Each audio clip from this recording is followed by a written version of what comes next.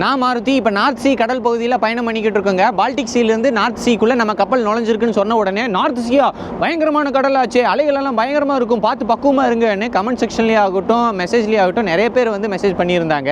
ஆனால் உண்மையில் நார்த் சீ எப்படி இருக்குன்னு நீங்களே பாருங்கள். பார்த்தீங்களா, நம்ம ஊர் டேம் மாதிரி தாங்க இருக்குது. ஆனால் வீடியோக்கள் எல்லாம் பார்த்தீங்கன்னா நார்த் சீ பயங்கரமாக இருக்கும் அப்படின்லாம் போட்டிருப்பாங்க. உண்மை என்னன்னா பருவநிலைக்கு தகுந்த மாதிரி கடலும் வந்து மாறும். இப்போ வந்து அமைதியாக தான் இருக்குது. இந்த புயலெல்லாம் உருவாச்சுன்னா அலைகள் பயங்கரமாக வரும். அப்போ கொஞ்சம் பாதுகாப்பாக இருக்கணும். இப்போ நாங்கள் இருக்கிற பகுதிகளில் கொஞ்சம் நல்லா இருக்குது. ஆனால் முன்னாடி போகிற வழியில் வந்து புயல் உருவாக்கிட்டு இருக்குது. அதை பற்றி வானிலை அறிக்கை தொடர்ந்து வந்துக்கிட்டே இருக்குது. கப்பலோட கேப்டனும் கம்பெனியும் தொடர்ந்து டிஸ்கஸ் பண்ணிக்கிட்டு இருக்காங்க, என்ன பண்ணலாம், எந்த வழியாக போகலாம் அப்படின்னு சொல்லிட்டு. ஏன்னா அமெரிக்கா நியூயார்க் போய் சேர்றதுக்கு இனியும் ஒரு 10-12 நாளைக்கு மேலே ஆகும். அந்த வழி ஃபுல்லாகவுமே புயல் ஒவ்வொன்றா உருவாக்கிட்டே இருக்குது. ஸோ அப்போ எந்த வழியாக போகலாம் அப்படிங்கிறத பற்றி டிஸ்கஸ் பண்ணிக்கிட்டு இருக்காங்க. அதை பற்றி அடுத்த வீடியோவில் உங்களோட ஷேர் பண்ணுறேன்.